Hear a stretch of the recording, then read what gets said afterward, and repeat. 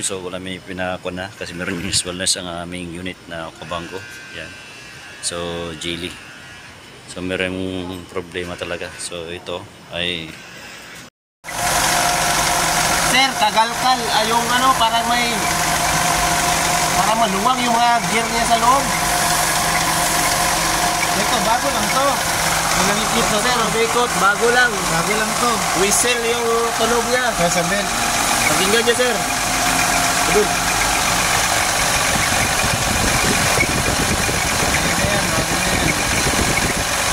Pero yun, dito parang ano? Ganun talaga. Parang kalog yung mga lata. Parang lata. Parang lata. meron kami kapalitan na parts. Ito yun, no? Hindi ko ngayon ako na video. So binaba namin itong makina, itong kanya transmission. Ito niya. Yung transmission niya. Ating dual mass. Yan. So dito yung sa may yan, dito yung makina niya, engine. So ang usefulness niya malakas. Nandito. Ito yung guys, oh. Ito yung daan niya. Ito yung original yung nakalagay dyan sa transmission.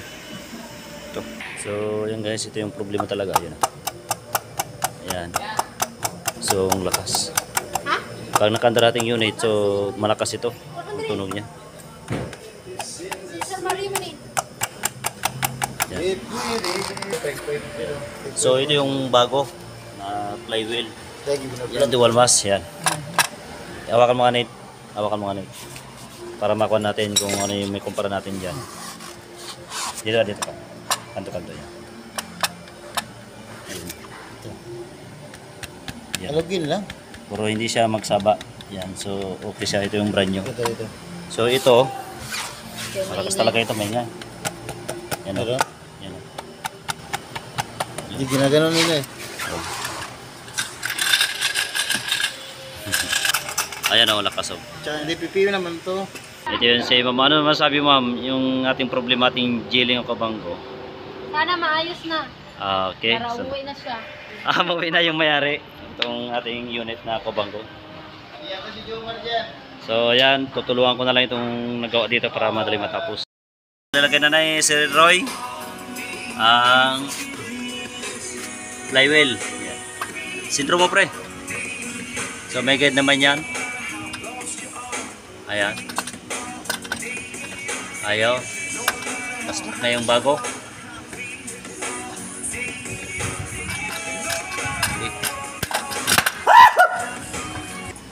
So ayan guys, nilalagay na yung mga bolt. So mga basic lamang yan. Ano masabi mo Sir Roy? Basic. Hirapan na ako dito, basic. Pero sulit. Ayan. Basic lang. Okay lang daw. Something a noise that make customers bothering the way he's driving the car. But this is a new. These has the sounds, but it's normal sounds.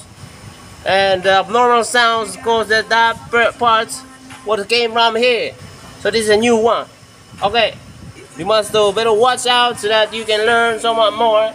And you must subscribe to channels, the videos, Mr. Margaret, so you can subscribe to more channels and videos that he upload on YouTube. Okay?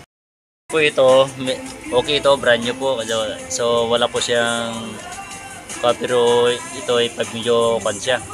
Kaya yung isa, kuhan ito, lubog na. Ito mababaw. It's already flat. So ibig sabihin okay pa yan. Yan. Dito yung kuhan niya, dati niya guys. Ayan o. Ito makita niyo yung plate niya, lubog na. Ayan.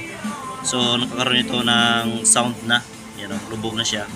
Yan, hindi kasi flat. Dapat ito kuhan siya medyo kuhan siya ito, medyo tawag pa dito. Yan, medyo makapal pa sana dito kasi ito dumikit na masyado. Kaya nag-iingay. Yan. Nag-iingay siya.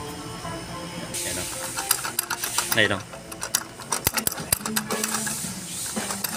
Yan. So, maingay na. Kasi madikit na. Kasi meron yata yung spring dito sa loob ito. Sa dual mass. Ang clutch niyo. Ito may lumalabas o. Yan o. Yan.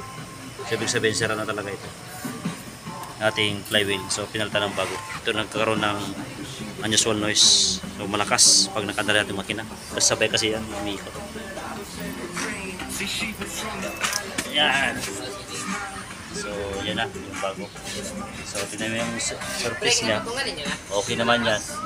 May problema. So, okay. So, ito lalagay. Kita lang guys.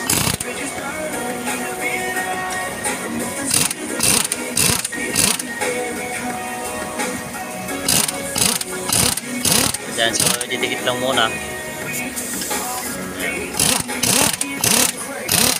Yan, so malapit na.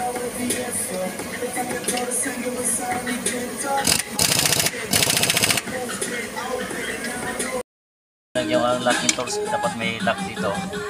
Yan, para hindi magkikit-kit natin yung flywheel. Pag-ikit ito ating torque. Torque natin ito.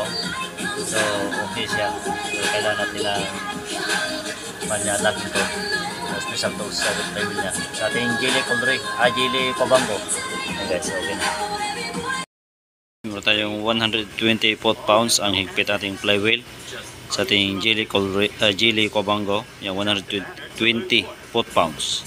So, ito yung gamit natin. So, digital yung gamit natin. Guys. Ito yung gagamitin natin guys. So, ayan guys. 120. Yan, sige. Torque mo. Kasi ilaw po ito. Ating digital. Ayan. So, okay na. Tanan na pre? Oh, okay na. Mana? Una. I-recheck na tanan. Yan, okay na. So, yan guys. Ilaw lang po lang yan. Yan. Sige, ilaw yan. Yan, ilaw. Yan, okay. Okay. So guys, tapos na ang pagtutorque. So, basic lamang po yan. Yan, si Roy. Okay na. Muna, ano sabi mo? English. Okay. Senior. Yan, si Ned. Si Tagalog. Yan, so nalagay na namin transmission. Yan, yung mga bolt. Ito guys, so nalagay na namin transmission. Okay na. So, update ko lang kayo kung ano rin itong ating unit. Yan. Sir, kagalkal. Yung ano, parang maluwang yung mga gear niya sa loob. Ito, bago lang to. Walang ikot na Sir, bikot, bago lang. Bago lang to. Whistle yung tunog niya. Nasa belt. Pakinggan niyo, sir. Ayan.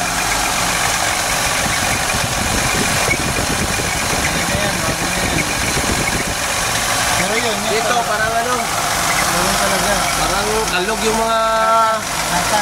parang lata. Parang lata. Guys, nagandar na. So, wala nang tunog doon sa may transmission. So, kinating mga Cobango na unit. Ayan. So, bumalik na sa original niya. So, yun ang flywheel ang ating naging problema sa ating Cobango na unit. So, ito yung naging dahilan. Ito guys. Ayan. So, okay na. So, ito, flat na talaga. Yan o. Lumabas na. Yan o. Sira na yan. Ano masabi mo, Bernet? Si Bernet. Okay. Ano masabi mo, pre? Kaya nasolban ng problema?